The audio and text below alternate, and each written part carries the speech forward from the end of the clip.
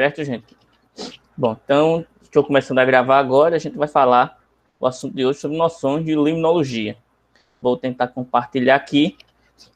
Na semana passada teve aquele vídeo repetindo novamente sobre a questão de sistemas de produção, um pouco sobre construções, instalações. Eu peço para quem não assistiu, né, assista novamente. O link está no grupo do WhatsApp, mas eu vou tentar repostar ele também como link visual no Moodle, ok? O assunto de hoje, como eu repetindo, é sobre limnologia. Deixa eu tentar aqui ver se eu consigo fazer um compartilhamento para a gente. Vocês confirmam comigo que já estão vendo aí os slides sobre limnologia? Estou Hein, gente? Pode confirmar? Sim. Pronto, tudo bem então, gente. Então vamos começar a falar sobre noções básicas de limnologia. Ok. E uma das primeiras coisas que a gente vê, que a gente faz, pergunta o que pensa quando fala de limnologia, é essa pergunta, né? Limno o quê? O que é a limnologia? E basicamente é o estudo ecológico de todas as massas d'água continentais, independente de suas origens, dimensões ou concentrações salinas. Também pode ser definido como estudo das relações intra- e interespecíficas, ou seja, entre organismos de ambientes de águas continentais e destes com os fatores abióticos destes ecossistemas. Professor, está cortando a sua fala. Está cortando, é? Deixa eu ver aqui o que é que eu faço. Deixa eu ver se consigo mudar aqui o fone. Tá ainda cortando, Tati? Estou Não estou cortando. conseguindo. Ok, então deixa eu sair aqui. Eu vou só pedir com licencinha para vocês.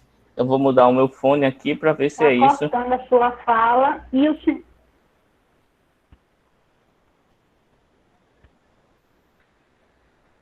Oi, Tati, desculpa, não entendi o que você falou.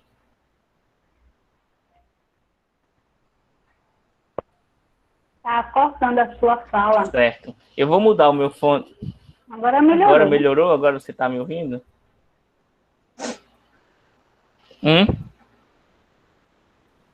Bom, então vou continuar. Vou fazer novamente o compartilhamento aqui da janela.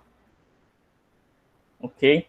Para que a gente possa visualizar os slides da aula de hoje, que é sobre limnologia. Então, só repetindo, né? A aula de hoje sobre noções básicas de limnologia. E a primeira coisa que a gente tem que entender é o que é essa palavra, né? O que é essa limnologia. Como conceitos básicos, o estudo ecológico de todas as massas de águas continentais, independentemente de suas origens, dimensões ou concentrações salinas, ou seja, tudo que for de massa d'água continental, ou seja, dentro do continente, ele é alvo de estudo da limnologia. Também tem como conceito relações interespecíficas entre os organismos de ambientes de águas continentais e destes com os fatores abióticos desses ecossistemas, ou seja, a relação dos organismos nesses ecossistemas continentais aquáticos, eles são alvo também de estudo, é o conceito também da limnologia. Exclui-se aí, gente, por exemplo, as águas oceânicas. Então, elas não são alvo de estudo da limnologia, mas tudo que as suas relações, basicamente, o estudo da água, né, das qualidades e suas relações de água dentro dos continentes, está relacionado à limnologia. E como é que começou, né, esse estudo? Até pela própria palavra, né? Limnologia, logia, estudo, limnoágua, então estudo da água, né? A gente relaciona muito a estudo da qualidade da água. Um pouco sobre o histórico da limnologia, né? Começou, né?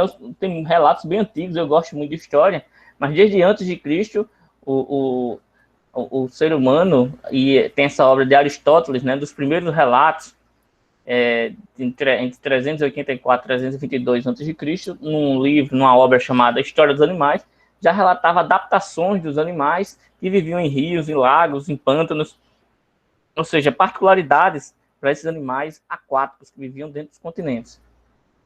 Mas depois, só com o advento dos primeiros microscópios, né, isso já no século XVII, é que começou-se a entender o que é que se tinha realmente nas águas continentais, ou seja, Às vezes a gente vê a água totalmente límpida, transparente, mas se você olhar com cuidado no microscópio, você vai ver uma série de micro-organismos ali e a interação que há com esses micro-organismos, que é bem interessante. Então, a limnologia vem de muito tempo e desde muito tempo o homem foi estudando sobre a água, né? E aí tem toda uma cronologia, né, de vários estudos sobre a qualidade de água. Por exemplo, em 1779, Saussure mediu a temperatura dos lagos alpinos na Suíça e fazia essa medição periódica, já estudando essas questões. Simony, em 1850, avaliou também as regiões de brusca queda de temperatura nos mesmos lagos. Charles Darwin, também, que é muito conhecido, o zoólogo e filósofo Ernest Haeckel, na sua obra que é basicamente sobre ecologia, mas se chamava Morfologia Geral dos Organismos, já descrevia também várias adaptações, né, e as relações que os animais aquáticos tinham com o seu meio, que era o ambiente aquático. No Brasil, né, muito se deu nas primeiras explorações na Amazônia, onde Stephen White, né, fez muitos estudos sobre as águas continentais do Brasil, sendo inclusive considerado o pai da limnologia brasileira, né? Isso na década de 1934, nesses anos de 1934, 1937, fez vários estudos em açudes no Nordeste, na Amazônia, no Sudeste, e por conta de todos esses estudos relacionados aos nossos corpos de águas continentais, que no Brasil são muitos, né? Ele foi considerado o pai da limnologia brasileira. Inclusive, no Brasil tem uma Sociedade Brasileira de Limnologia, que foi fundada em 1982 e teve seu primeiro congresso em 1986 em Belo Horizonte. Como a gente havia falado do conceito de todos esses corpos aquáticos continentais ou ecossistemas aquáticos continentais, e quais são esses corpos aquáticos ou esses ecossistemas aquáticos continentais? A gente for pensar nisso enquanto na vivência para a piscicultura, na aquicultura de modo geral, a gente pode pensar nos lagos, nas lagoas, lagunas, nos açudes, nas represas, nos rios, riachos, nos brejos, em áreas alagáveis, inclusive as águas subterrâneas também, nas nascentes e até nos fitotelmos, ou seja, até nas águas acumuladas nas bainhas de plantas, que são chamados fitotelmos, elas têm aí alvo como estudo, alvo da limnologia. Entretanto, os estuários e os manguezais, estuários, aquela porção, né, de área de ligação da água continental com a água oceânica, aquela região perto de mangues, elas podem ser objeto da limnologia, mas também podem ser objeto da biologia marinha ou da oceanografia. Então, a gente entende, só voltando aqui, que os ecossistemas aquáticos continentais, eles abrangem todas essas áreas aqui, né? Lagos, lagunas, lagoas, açudes. Inclusive, no material que está no Moodle, vem definindo, né? Eu resumi um pouco mais aqui para apresentar para vocês, mas vem resumindo e definindo cada um desses ecossistemas aquáticos continentais. Então, tudo que for de corpos de águas continentais dentro do continente é alvo da limnologia. E a gente tem que pensar e entender bem da água, até quando a gente fala de criar animais, como na piscicultura, né? Criar peixes, tem gente que brinca dizendo que a gente nem cria peixe, a gente cria a água, né? Para posteriormente criar o peixe, porque todo cuidado tem que se ter com a água, tanto para nós, seres humanos, que consumimos, mas também para a criação de peixes, né? Está ficando cada vez mais restrita a utilização dos corpos d'água continentais.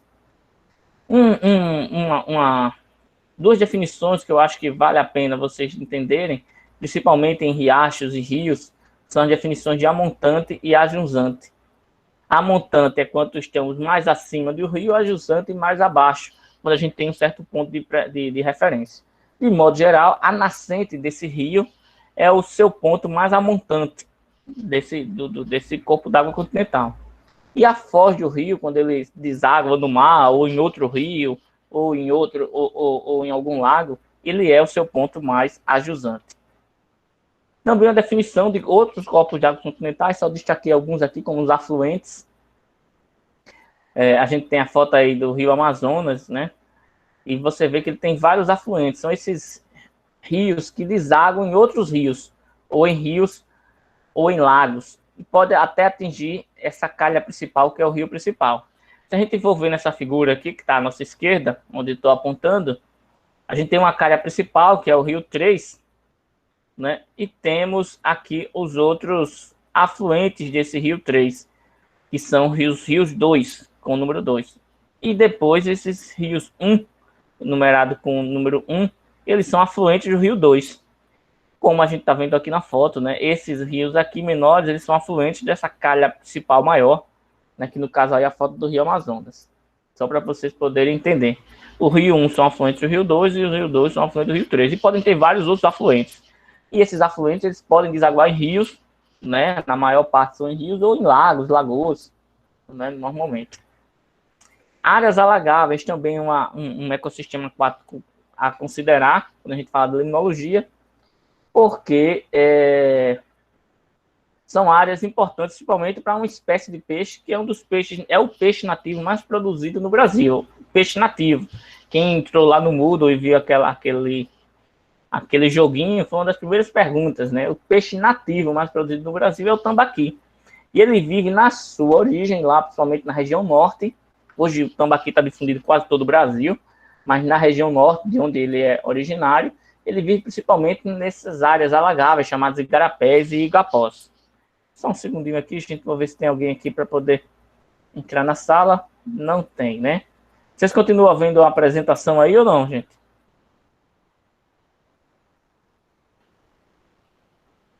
Alguém pode me confirmar? Continuam vendo a apresentação, não é isso?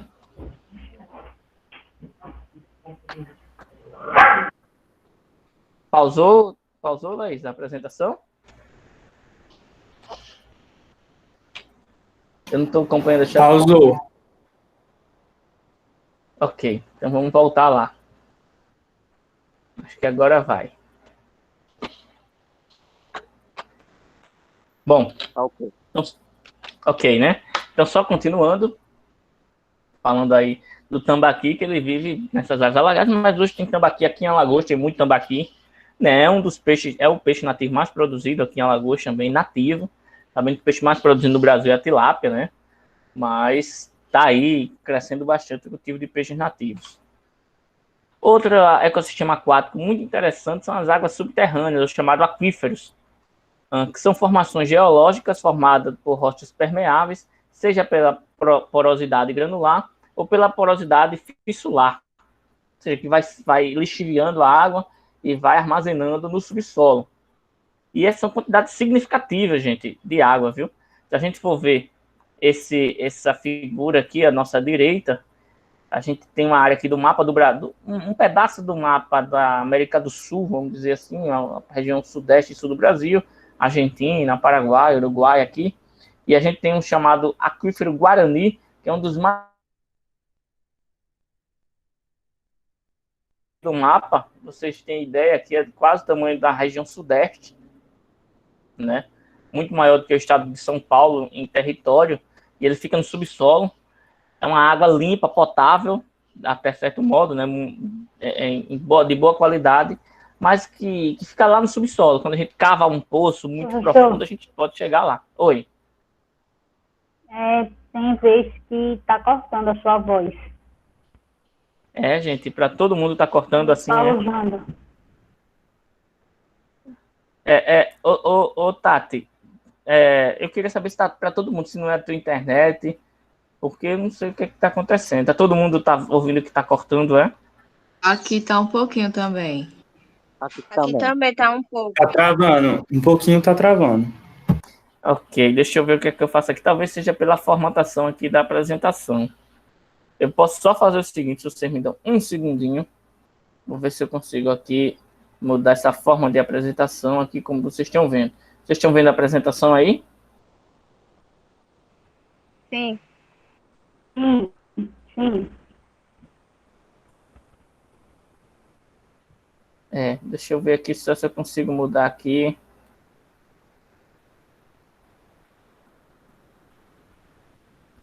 Vou tentar mudar para PDF.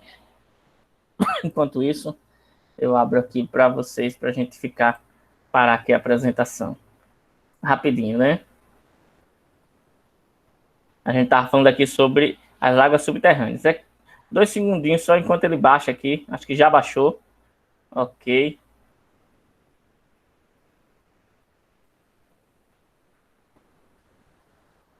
Pronto. Agora vai. Ok. Já baixou aqui. Deixa eu só salvar.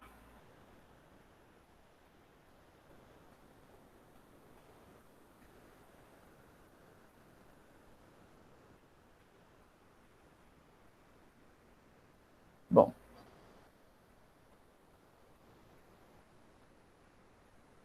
Bom, ok.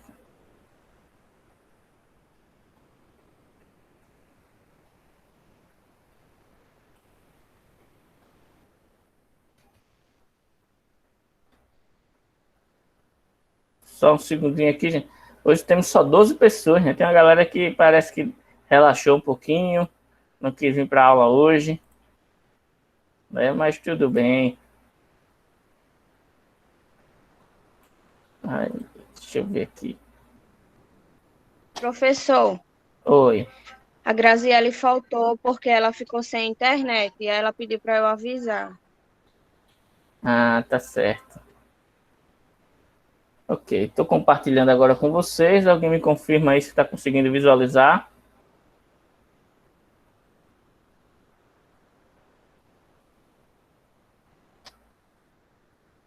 Sim. Ok? Cadê? Para mim aqui. Pronto, agora sim. Já estão conseguindo visualizar aqui a apresentação? Ok. Sim. Pronto, perfeito. E a minha voz também não está cortando muito agora? Ok. Então foi só um ajuste técnico aqui, né? Bom, como a gente vinha falando, né? A gente está falando sobre limnologia e vamos falando das águas subterrâneas, né? E o aquífero Guarani é esse da foto aqui, né? Do desenho. Ele contempla, né, uma grande área do Brasil. Quando a gente às vezes fura um poço, né? A gente pode chegar num determinado aquífero, na verdade na água subterrânea que tá, mas o aquífero é quando ele tem essa extensão, né? Um pouco maior. Lá no sul, o pessoal até questiona muito que os aquíferos, de modo geral, eles são utilizados como uma reserva d'água e não deve ser utilizado até o momento. Mas muita gente cava poços muito profundos, 80, 100 metros de profundidade, e começa a utilizar essa água, por exemplo, para irrigação. A gente sabe que tem muitos, e essa água é uma água limitada, né? E ela tem fim, se a gente for utilizar quando não precisa ainda no momento. É só para a gente... Os estuários, que eu cheguei a comentar com vocês, essa área de encontro, né, entre o rio e os mar, normalmente, né, essa área intermediária, e que é caracterizado por um gradiente de salinidade, que vai de 0, quando a água doce tem 0 de salinidade, ou até 30 partes por milhão, ou 30 milímetros por litro de sal, que é quando a água já está salgada. A água do mar ela tem entre 30 e 45, isso depende do local, mas normalmente a água do mar ela tem de 30 a 45, né, partes por milhão de sal. E a água doce ela é considerada, abaixo de 0,05 já é considerada água doce.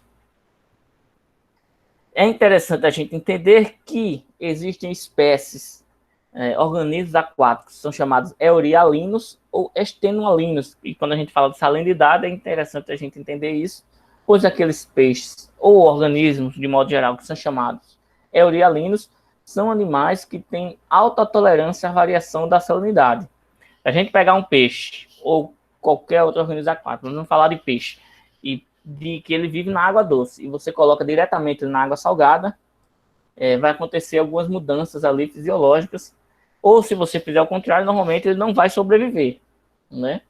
Entretanto, eu tenho uma pergunta para vocês. Eu lembro que eu passei uma pergunta na semana passada, vou lembrar já, né?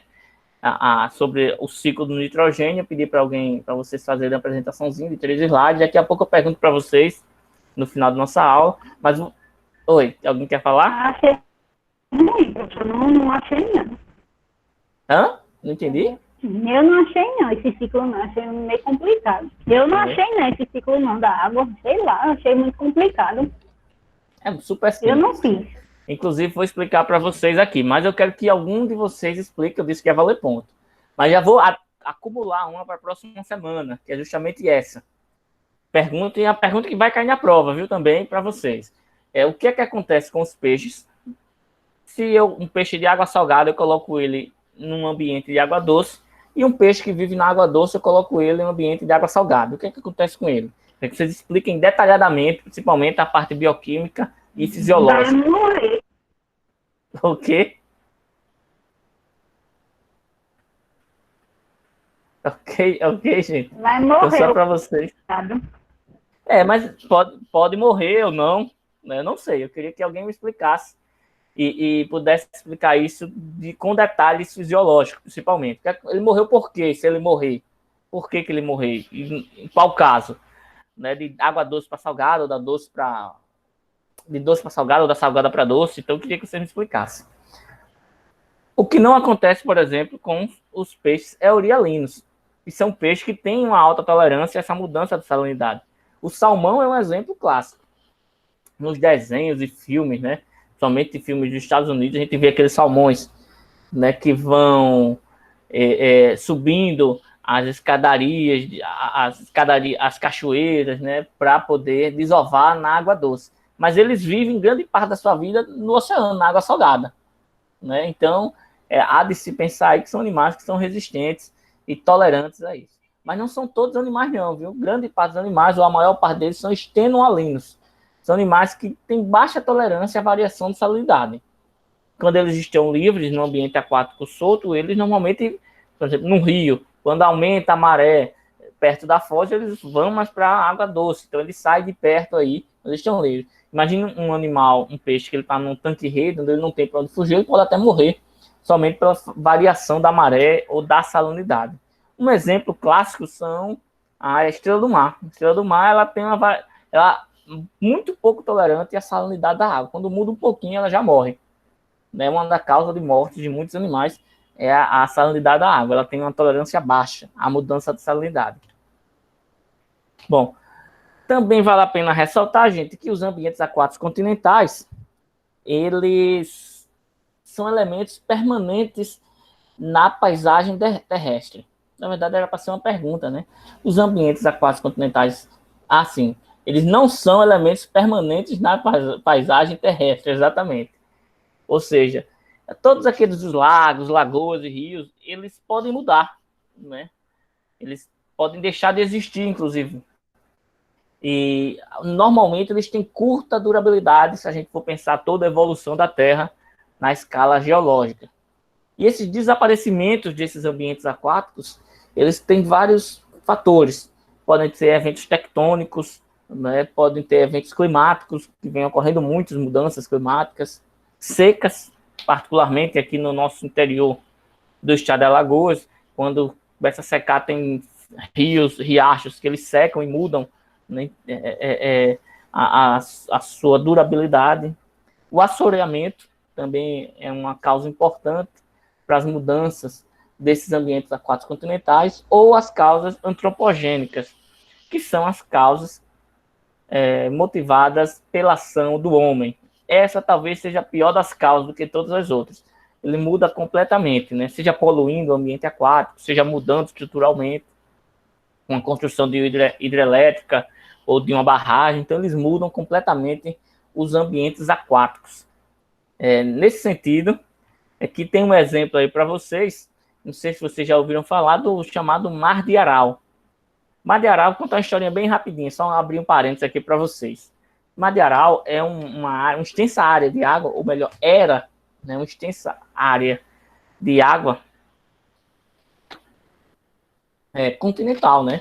Que tinha uma certa ligação com o oceano, mas era quase toda no continente, ficava lá perto, embaixo ali da Rússia, na região do sul da Rússia, e ali margeava vários dos outros países ali do Oriente e da Ásia. Então, essa foto são fotos de satélites, viu, gente? É muito maior, por exemplo, do que o estado de São Paulo, né? O tamanho que era a extensão do Mar de Aral. E aí, com o advento da União Soviética, vários desses estados, desses países da União Soviética, eles começaram a utilizar, teve um grande projeto de irrigação, né, onde se tirava a água do Mar de Aral e colocava-se para as plantações, principalmente plantação de algodão, né, nessa região, nos países que margeavam o Mar de Aral. E aí começou a diminuir o Mar de Aral. O Mar de Aral tá cortando de novo. Nossa, tá meio ruim aqui o negócio, né? Vocês não estão me ouvindo bem, não, gente? Aqui tá Eu estou ok, escutando professor. normal. Tudo bem. Eu acho que depois, Tati, talvez seja a internet, alguma coisa assim. Na gravação, ele vai estar um pouco melhor, né? Às vezes é um momento de internet, de problema. Mas se você não tiver, quem não tiver conseguindo ouvir, é só falar, não tem problema não. A gente volta e retorna aquilo que a gente falou, tá bom? Mas vocês estão me ouvindo agora, então? Ok. Tá ok, professor.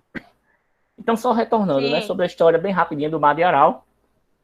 Tinha essa grande extensão de água, né, que era acumulada ali na parte da União Soviética, dos vários países socialistas que tinham na época. E aí foi feito um grande projeto, né, de utilização dessa água para irrigação, principalmente de algodão e de outras culturas também, às margens do Mar de Aral. O resultado é que essa Mar de Aral foi secando e também, assim, o Mar de Aral era tão grande que passavam muitos navios, né? A indústria da pesca era muito grande no Mar de Aral, porque justamente era uma extensa área de água. Tem muito peixe, né? Então, muitos navios. E ele secou tão rapidamente, devido à retirada dessa água para irrigação, que ele salinizou.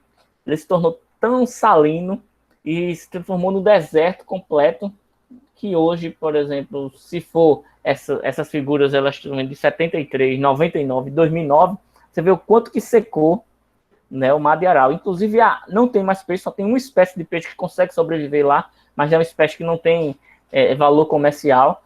E a água nem serve mais para irrigação agora, porque ela ficou muito salinizada. Era uma área que era muito salina, né? E você vê como foi tão rápido que os navios, ele é considerado o Mar de Aral como um deserto de navios, um cemitério de navios.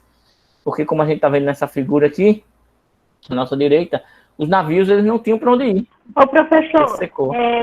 foi devido à ação do homem também? Sim, principalmente a ação do homem, porque o homem fez os projetos de irrigação, né, de maneira irracional, onde foi tirando a água foi evaporando também devido à baixa profundidade, devido à temperatura e baixa profundidade, e foi salinizando, porque o solo já era salino, mas o volume de água era tão grande que a água tinha boas condições. Mas ela hoje está inutilizada totalmente.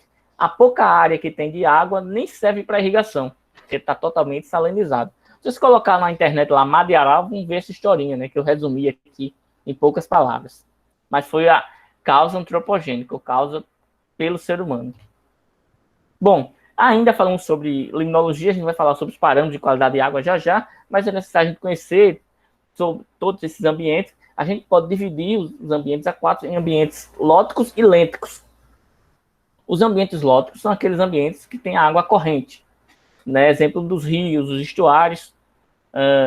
E os ambientes lênticos são, até o próprio nome já diz, lêntico, são os lagos, as represas, do qual são as águas paradas, não tem tanta movimentação da água. E aí a gente caracteriza esses ambientes lênticos por baixa velocidade das correntes da água, baixa turbulência e baixa energia. Já os ambientes lóticos, por alta velocidade das correntes, porque alta turbulência também e alta energia, que são os rios, né, de corredeiras. Então a água não para, né? Inclusive vai se misturando ali completamente, diferente do ambiente lêntico, que é um ambiente de água parada. Inclusive o ambiente lótico tem... Oi? No caso, uma cachoeira seria lótico. A cachoeira normalmente esse é um ambiente lótico, mas ela faz parte de um rio, né? Cachoeira faz parte de um ambiente de um rio. E aí é um ambiente lótico, sim. Ok? Tem, inclusive, um ambiente lótico que tem esse conceito, né, de contínuo, de fluvial contínuo, onde considera o rio como um sistema que possui um gradiente contínuo de condições ambientais. Ou seja, a água, ela não muda muito a qualidade da água, a não ser que tenha outras causas que vão sendo aglomeradas. Mas, por ser tão misturada essa água, ela não tem grande diferença em relação à sua estratificação de qualidade dessa água. Particularmente, quais são as principais características de diferença desses ambientes lênticos e ambientes lóticos?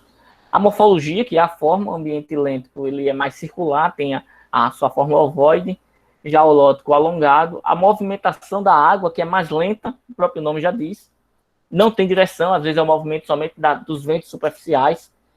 Já o ambiente lótico, ele tem uma direção única, é unidirecional. A retenção de água é muito maior nos ambientes lentos. E no ambiente lótico não tem retenção, a água é corrente, como vocês já viram. Estratificação térmica é mais estável, a água é mais... Existe uma estratificação e ela é estável, não muda muito. Já no ambiente lótico não há, porque a água vai se misturando à medida que vai passando, né, pelo ambiente. A composição iônica, né, da água e dos componentes do ambiente lento é mais previsível, diferente do ambiente lótico, é muito variável e imprevisível devido a essa mistura, assim também com uma alta turbidez. A fonte no ambiente lento já é uma baixa turbidez, que a água é parada. A fonte de matéria orgânica autóctone, ou seja, do próprio ambiente, já do ambiente lótico, ela vem de cima para baixo, então vai sendo carreada toda a fonte de matéria orgânica, por isso chamada aloctone.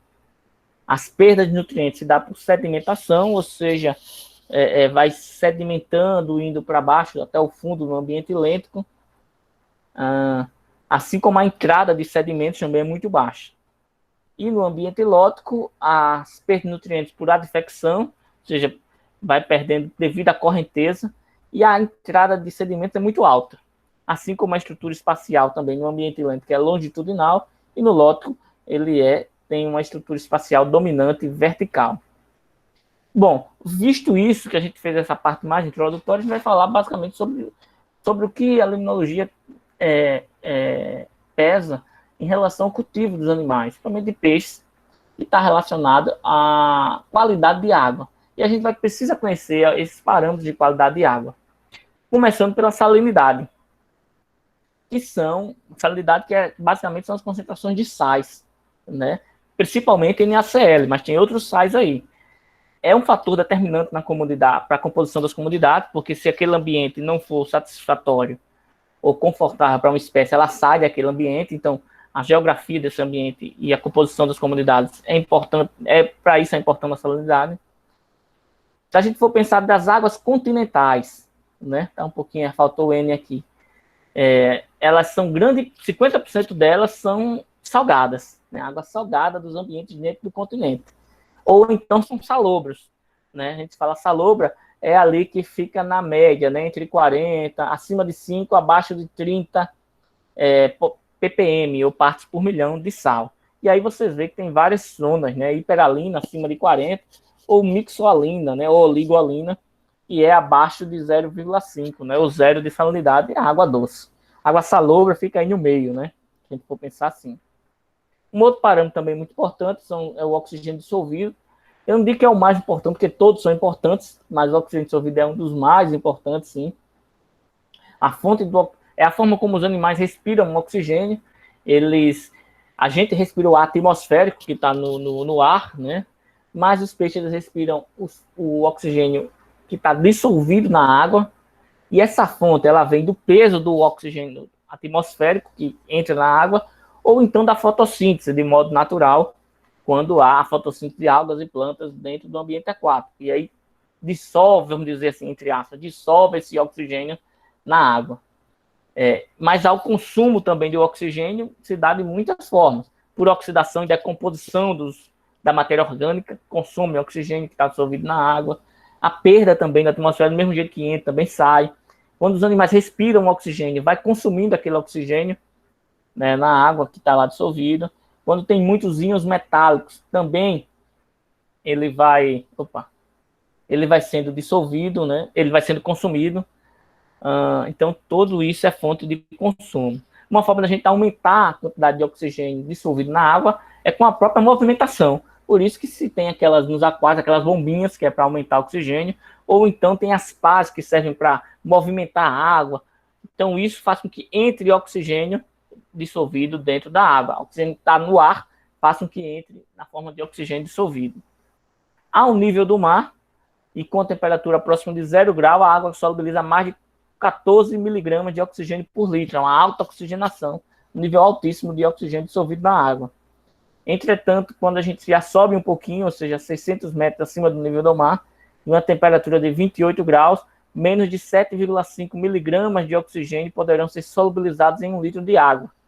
Ou seja, dependendo da altura também, a água ela não suporta, vamos dizer assim, ela tem um limiar para ter uma concentração de oxigênio dissolvido nela. A maior parte dos peixes acima de 3 miligramas por litro já se sente satisfatório. Outros peixes são mais exigentes, mas abaixo de 3 miligramas por litro já é complicado para o peixe. Por exemplo, águas que tem muita matéria orgânica, ela consome muito oxigênio, e aí não sobra oxigênio para os peixes respirarem. Como é que a gente mede esse oxigênio dissolvido? Como na foto aí, existem oxímetros, né, que tem um eletrodo, você coloca na água e você consegue ver, né, o quanto tem de oxigênio dissolvido naquela água. Águas correntes, elas tendem, né, ou que se utilizem aeradores, que são essas pás que movimentam a água, tendem a ter uma maior quantidade de oxigênio dissolvido na água. Consequentemente, nos cultivos, a gente consegue aumentar a densidade de peixe nessa situação, diferente se a água estivesse totalmente parada, né, onde a quantidade, a concentração de oxigênio dissolvido, ela tende a ser estável, e aí, à medida que você coloca mais peixe, só vai consumindo, não tem mais entrada de oxigênio dissolvido.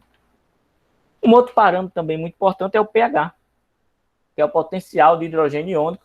Ele é definido como sendo o logaritmo negativo da concentração em mol por litro de hidrogênio livre, OH- ou OH+, e ele varia de 0 a 7, sendo de 0 a 14, desculpa, 0 o valor mais ácido e 14 o valor mais básico, sendo o valor pH 7 o valor neutro da água. Normalmente os ambientes aquáticos variam entre 6 e 8. Claro que existem peixes e existem ambientes aquáticos que são um pouquinho mais ácidos, outros que são um pouquinho mais básicos. O ideal para a maior parte dos animais é o limiar de 7, o limiar da água do pH neutro. Às vezes é necessário até, inclusive, fazer correção. Um ambiente que tem muita matéria orgânica, ela tende a ter o ambiente mais ácido. Às vezes, um ambiente que, com água de poço, a água de poço, às vezes, é muito básica, dependendo do tipo de solo. Então, tem essas coisas que é necessário, às vezes, fazer algumas correções. Também é um parâmetro que interfere na composição das comunidades e é um parâmetro que influencia, inclusive, na fisiologia dos animais, na permeabilidade das membranas celulares, e interfere no equilíbrio osmótico. Então, o peixe ele tem aquele limiar de conforto de pH, que ele quer se manter, então, se ele passar disso, ele pode até morrer também. Temperatura é um outro parâmetro também muito importante, talvez a principal variável abiótica que afeta o metabolismo dos peixes,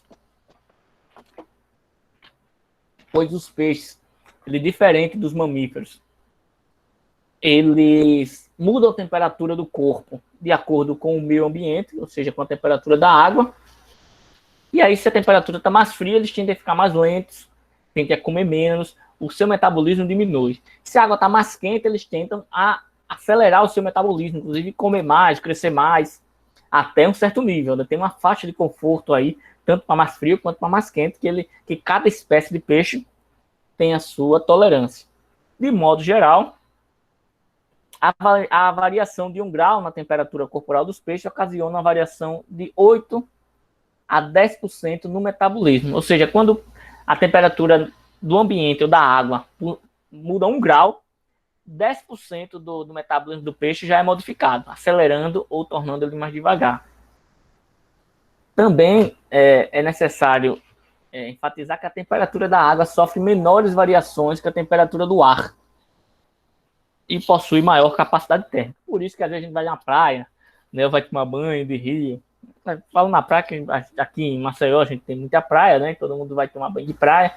E vai umas 6, 7 horas da noite, ou seja, quando começou a esfriar, escureceu. O vento já está mais frio, mas a água ainda está quentinha, porque justamente ela tem uma demora mais para mudar a temperatura. A mesma coisa de manhãzinha também, né? De manhã, quem vai tomar banho de manhã, então o sol já está bem quente, umas 7 horas da manhã, mas a água ainda está bem fria, porque ela demora para ter essa mudança, né? É interessante isso aí também. Em ecossistemas aquáticos de clima tropical, a gente também consegue observar o fenômeno da estratificação térmica, que é o quê? É quando você tem mudanças de temperatura da água em relação à sua profundidade. Então, às vezes, no fundo fica mais frio do que na superfície, que é um pouco mais quente. E isso também interfere muito nos peixes. A gente faz um ambiente, dependendo da profundidade, e o peixe só vive em 1 metro de profundidade, para que eu vou fazer um tanque de 2 metros? Né? Então, tem essas questões que devem ser levadas em consideração. Um outro parâmetro também é a condutividade elétrica. Ela é a capacidade que a água tem de conduzir eletricidade. Ela é expressa em símens, ou no caso da maior parte dos corpos de água, em microsímens. indica o grau de decomposição da matéria orgânica de um ecossistema aquático e é diretamente proporcional à concentração de cálcio, de magnésio, carbonatos, potássio, sódio, sulfatos e cloretos. Então tem relação direta aí com a concentração desses íons aí, dessas substâncias, né, desses minerais. Também nos tanques de piscicultura, normalmente entre 20 e 70 microsiemens é a concentração da condutividade elétrica, é a capacidade de conduzir a eletricidade. Por que isso é importante? Existem peixes que são bem exigentes em relação à condutividade elétrica. Existem peixes, por exemplo, que só se reproduzem numa certa faixa de condutividade elétrica. Então tem essas questões aí.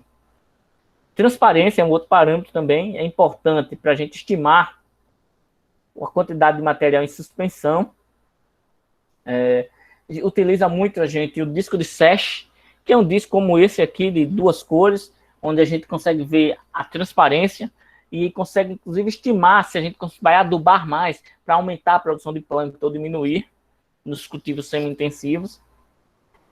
A exigência de estar mais transparente ou não depende da espécie. Existem espécies que preferem água transparente, outros não, que não gostam da água totalmente transparente, isso muda muito. E também é influenciada a transparência pelo teor de argila, do tipo do solo que tem aquele viveiro, a quantidade de matéria orgânica, a quantidade de alga, de plâncton e etc. A dureza da água, é até engraçado, né, quando a gente fala dureza da água, mas basicamente está relacionado ao teor de cálcio na água. Inclusive, como na agricultura, a gente também faz a calagem, né, nos viveiros, quando necessita aumentar o teor de cálcio na água. Às vezes também para mudança de pH, a gente deixar a pH neutro, mas também para fornecer cálcio, que está relacionado também à exigência de muitos dos animais. Os nutrientes inorgânicos,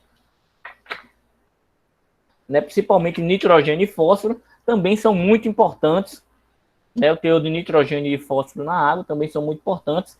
É a principal causa de eutrofização da água. E o que é eutrofização? É quando tem um excesso desses nutrientes, né, que a gente chama até de eutrofizar, um excesso de nutrientes no corpo d'água.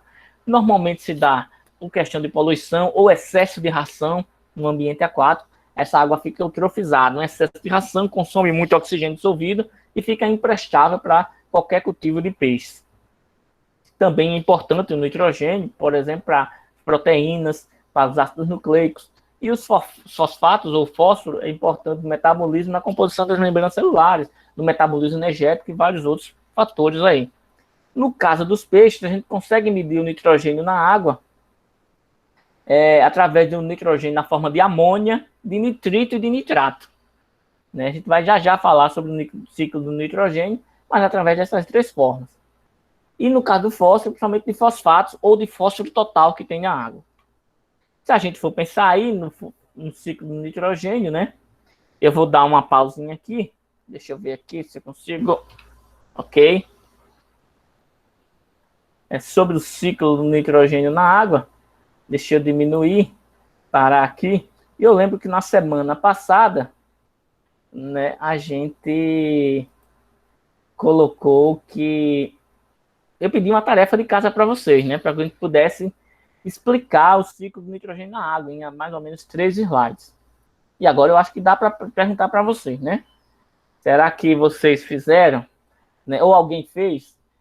Eu lembro também que eu disse que ia premiar alguém. Fez, Lavínia? Eu fiz, mas eu não sei se é bem isso, né? Porque foi complicado de encontrar. Não sei se é realmente nem isso. achei. Aí eu não Eu fiz. também fiz. Eu acredito e eu quero torcer que todo mundo tenha feito. Mas aí, além de ter feito, eu quero saber, que eu disse que ia premiar alguém, né? Me lembro bem. Ia premiar como? Com o quê, hein? 5 Pontuação. pontos. Com pontuação, né? Para dar um ponto, né? Um ponto. Eu entendi 5. Eita, 5 pontos é muito, Tati. Um ponto só. Vamos assim, para o início, né? Que é para a gente ir acostumando, devagarzinho. Vou dar um ponto, porque pode ser que tem mais de uma pessoa pode ter feito. Eu vi que Lavínia fez, quem mais? Camila fez. Alguém mais fez? É complicado. David fez também ou não fez? Não fez. É meio complicado isso aí. Ok. Quer saber só quem fez, certo? Quem fez, tirando você, David, eu entendo, não é complicado, certo? Tati também disse que não fez, mas tudo bem, David e Tati. Quer saber quem fez, quem quer apresentar aqui, explicar para a gente como é que é esse ciclo do nitrogênio na água, né? Valendo um ponto. Vou tentar. Eu vi que você vou liberar aqui para você apresentar, certo? Deixa eu olhar aqui.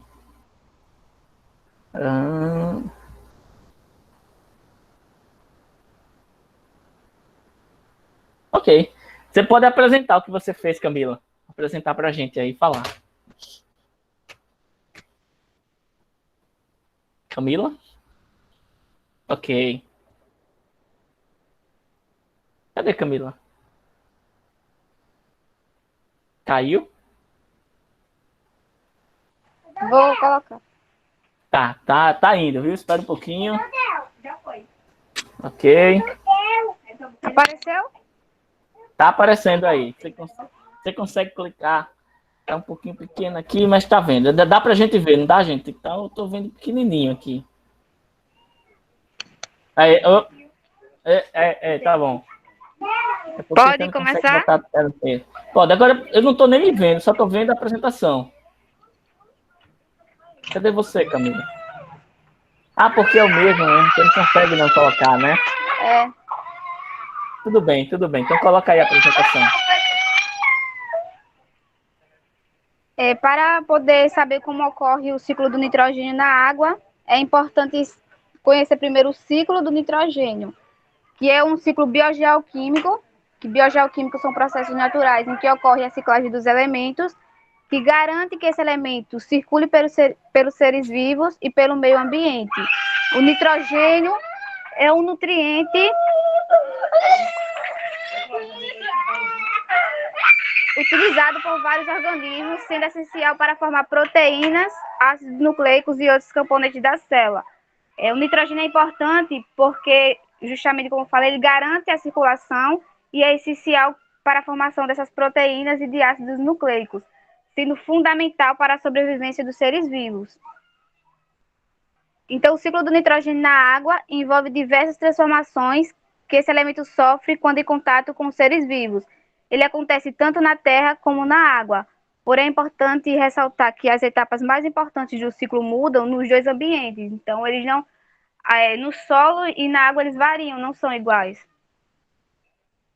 Aqui são as etapas do ciclo do nitrogênio, que se divide basicamente em Podia quatro. aumentar um pouquinho, então tá pequenininho ainda, Camila, por favor. Ok, pode continuar. Fixação, amonificação, nitrificação e desnitrificação. Aqui é um esquema que resume esse ciclo do nitrogênio, a forma como ele ocorre.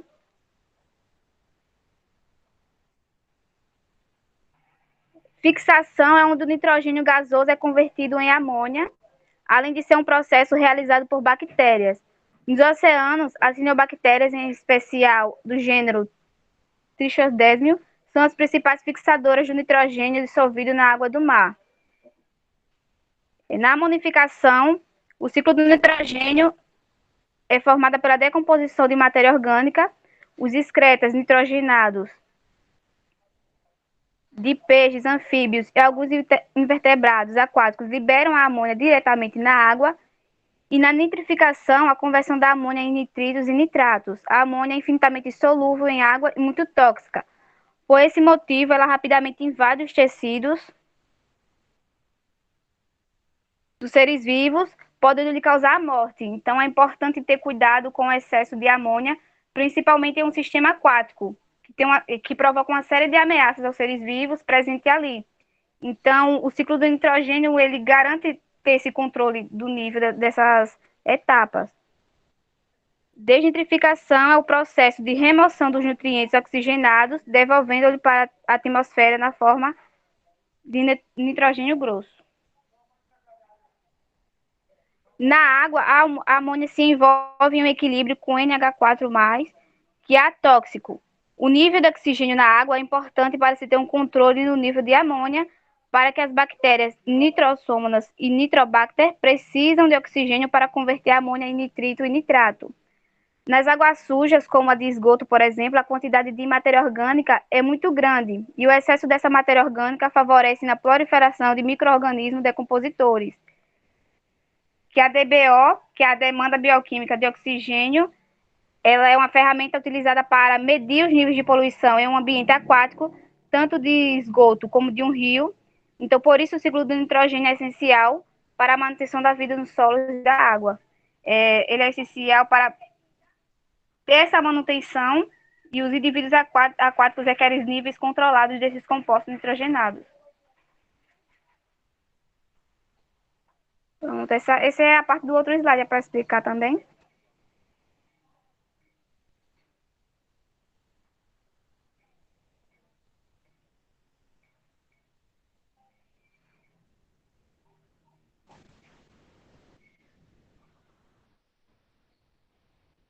Professor?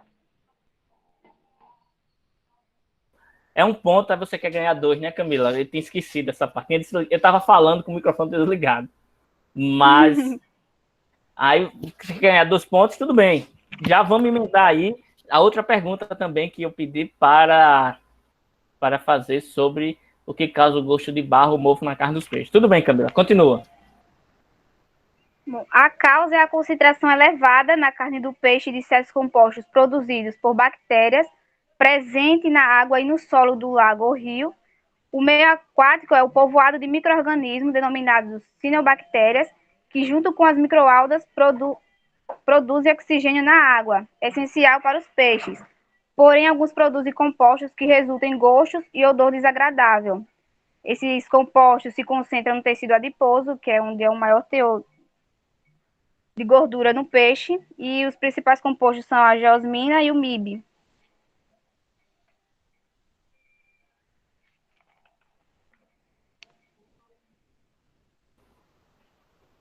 Alguns peixes apresentam essa característica com mais intensidade, como as carpas e o curimbas, porque são espécies que possuem alto teor de gordura, tendo mais chances de acumular tais componentes. Porém, as traíras, tilápias, peixes redondos, como o pacu e o tambaqui, também podem apresentar o off-flavor, que é o gosto de mofo ou barro, que deve-se também à poluição, temperatura. Isso é mais comum em açudes, tanques, que não possuem controle na qualidade de água, vazão, ração e abastecimento. Essa concentração varia de acordo com a espécie do peixe, com a idade, o sexo, a época reprodutiva, tipo e qualidade de alimento ingerido. Quanto mais gordo for o peixe, maior a chance dele apresentar gosto de barro. Porém, isso varia de pessoa para pessoa. Umas pessoas podem detectar o gosto e outras não. Algumas pessoas, por exemplo, consideram que os peixes de água doce ou provenientes da piscicultura têm o gosto de barro. Porém, se tratando de piscicultura, não é o sistema que causa o gosto, e sim o manejo inadequado da produção. Não é correto afirmar isso, porque isso vai depender da qualidade de água e da forma que eles são produzidos. Pronto. Pronto, ok, Camila?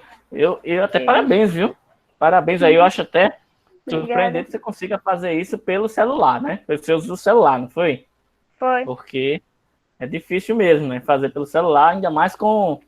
Eu vi que tinha aí um coadjuvante aí do seu lado, né? Que também, às vezes, né, não ajuda tanto, assim, né? Eu acho que era o seu filho que estava aí. Não. Não? Não, tenho não, filho. Mas a criancinha aí, né? Tava aí. Foi a vizinha que deixou aqui.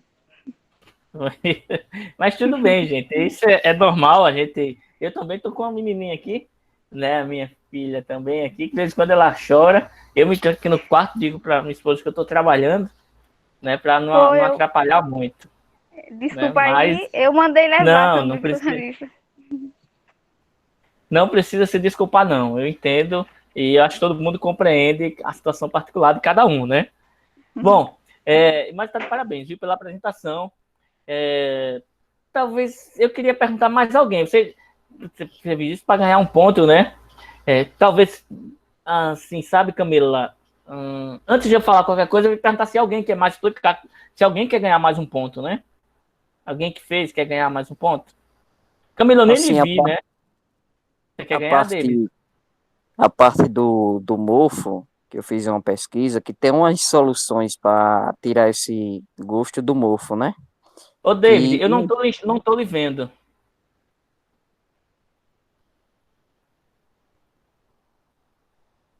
Pronto, assim é mais fácil, né, cara? Que aí vai sair na filmagem também. Pronto, explica aí, David.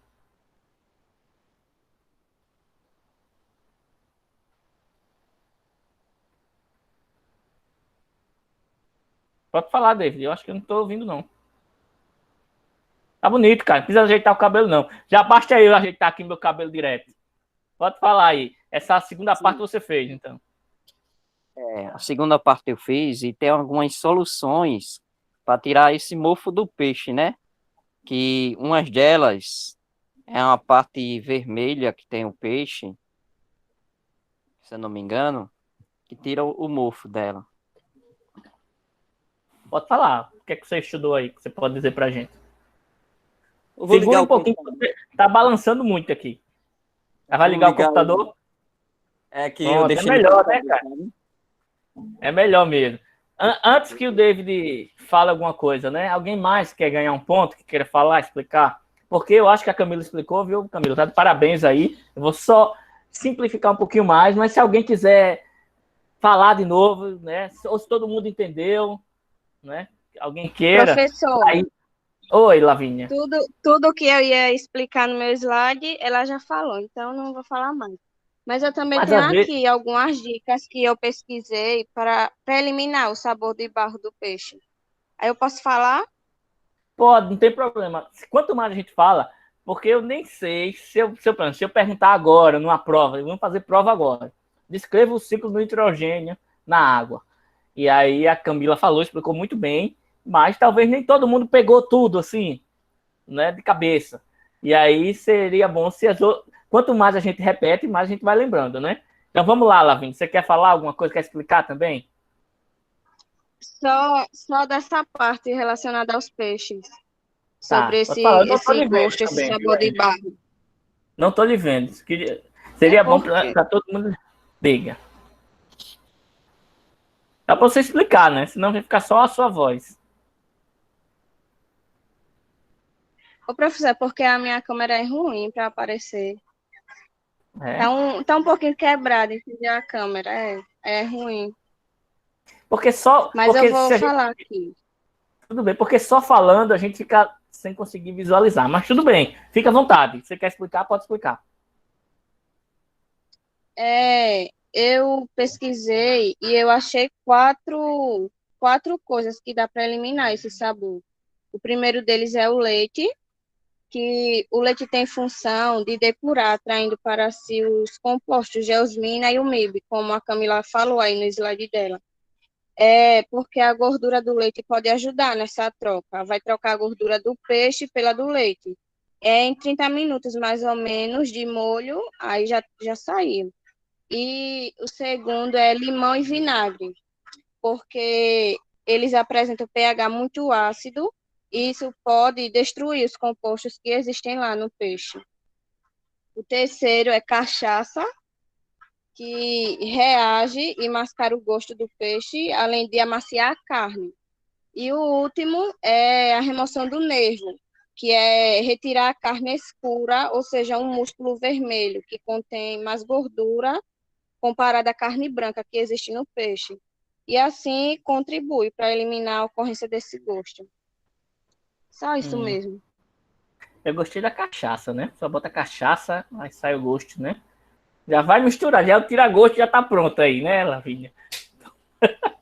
Tô brincando, viu? Mas assim, pertinente eu nem conhecia, viu? Tudo essas formas de tirar esse sabor do peixe. Mas como a gente tá falando do cultivo, né? Acho que você falou muito mais de como tirar esse sabor do mofo depois que o animal é abatido, né? É uma outra situação do preparo, que é importante também. Por exemplo, eu nem Isso. sabia direito tudo isso que você falou. Mas eu quero saber, assim, o David ia falar, né? Existe alguma forma de fazer durante o cultivo. Como é que a gente faz? Né? O que é que causa isso, né? Então, é isso que eu queria saber com calma. Mas foi ótimo, viu, também, Lavínia? Se você quiser falar mais alguma coisa, ou se alguém quiser mais falar O que rapidinho. causa, professor?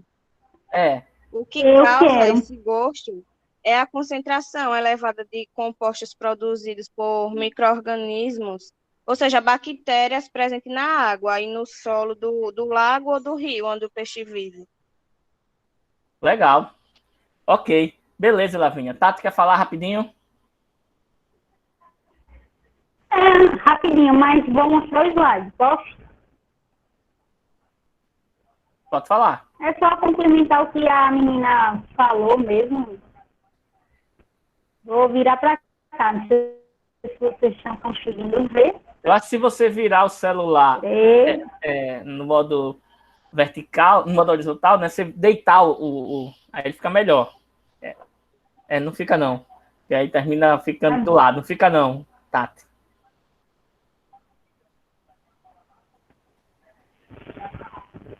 Melhorou? O que vocês dizem aí, pessoal? Melhorou? Fica um pouco embaçado. Mas pode falar, Tati. Sério? Deixa eu dar uma Rapidinho, certo? Sim, que as duas substâncias que são encontradas, né? Elas são compostos orgânicos que conferem o sabor e o odor na água e deve-se pela proliferação de águas, das algas, nos mananciais com alto índice de nutrientes e é ampliada por fatores como luz, poluição, temperatura e chuvas. São totalmente prejudiciais à saúde quando em excesso. A presença desses compostos é muito comum em tanques e açudes, como a menina colocou, que não possui controle de qualidade da água, a ração, vazão e o abastecimento.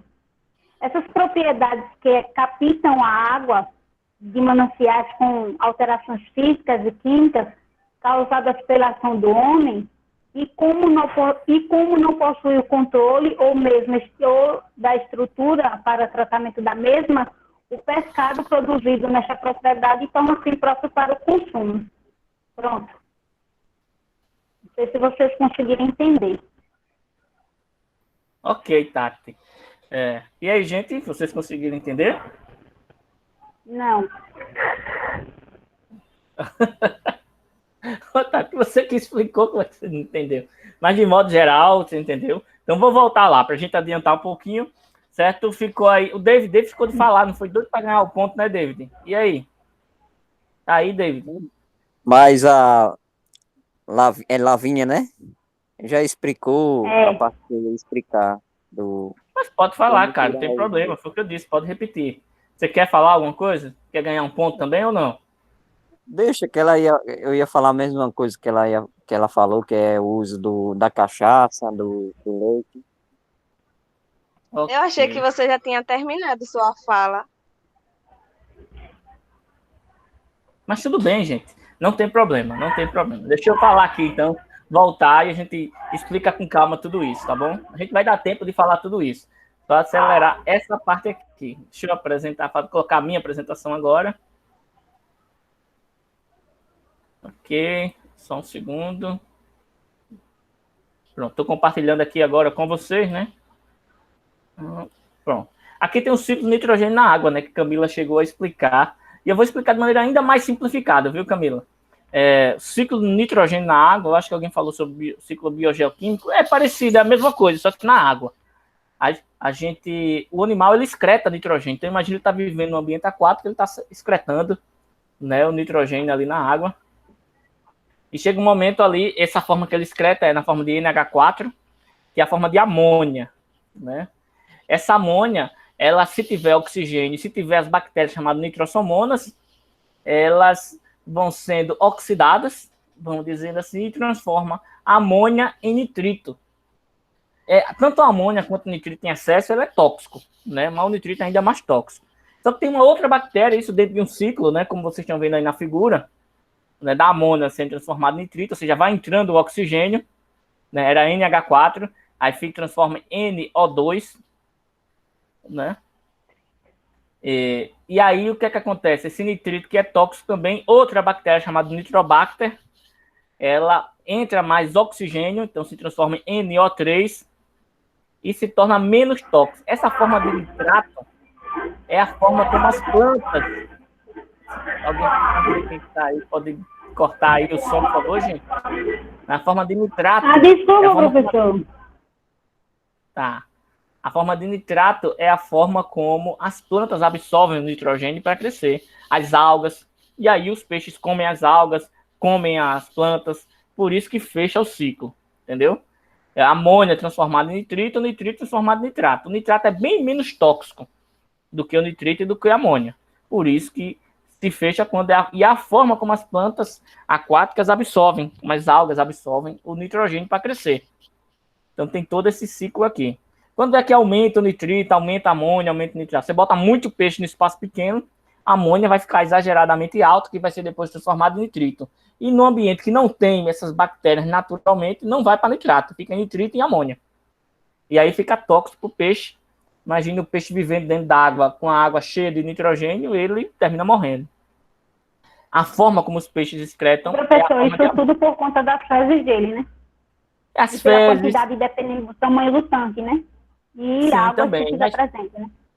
Exato. Matéria orgânica de modo geral, não só fezes, né? Um excesso de ração, por exemplo, ou então composto, por exemplo, que você coloque no ambiente aquático, que seja poluente, que tenha muito nitrogênio, não seja na forma de amônia, termina ficando tóxico, certo? Mas no caso dos peixes, a forma que o animal excreta é na forma de amônia. Bem simplesinho, amônia, nitrito, nitrato. O nitrato é a forma como as plantas absorvem, né? E as algas e os peixes terminam absorvendo, comendo essas algas.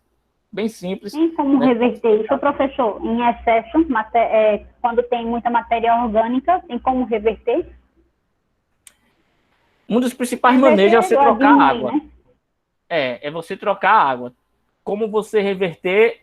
Existem filtros também, depende do sistema de cultivo, né? Depende de se é viveiro, se é viveiro escavado, se é tanque de alvenaria, se é... Mas no ambiente, por exemplo, um tanque-rede em um rio, aí você não consegue muito não, porque o ambiente é muito grande, tem muita água. Mas no aquário você troca a água, né? No ambiente de recirculação você troca a água todinha. Então, normalmente, a troca de água é a forma mais eficiente. Mas existem filtros que são feitos. O melhor é você prevenir do que você remediar, né? Você diminuir a quantidade de ração, dar aos peixes, você diminuir a densidade de peixe daquele ambiente. Tudo isso você vai melhorar a qualidade de água e diminuir a quantidade de nitrogênio ali que vai estar na água. Ok? Para a gente já encerrar, viu, gente? Porque a gente demorou um bocadinho aí nisso. Sobre o que é que tem nos corpos de águas continentais, os fitoplânctons, né? Você vê que tem muitas algas aí, são responsáveis, tem vários tipos de algas, né, que fazem parte aí e são alvo de estudo da limnologia, que relacionam-se dentro da água. As macrófitas também, as plantas aquáticas, aí quem não conhece, por exemplo, essa aí, que é a baronesa, que cresce, se tiver muito nitrogênio, muito nutriente, de forma geral, cresce muito na água. Os zooplâncton fazem parte também, e aí tem vários, né, são lavas de insetos, crustáceos, rotíferos. O mais conhecido que a gente conhece é esse aqui, né? Do Bob Esponja, o plâncton. Mas tem um monte, tem rotíferos, protozoários, cladóceros, lava, copépodos. Alguém quer falar alguma coisa aí?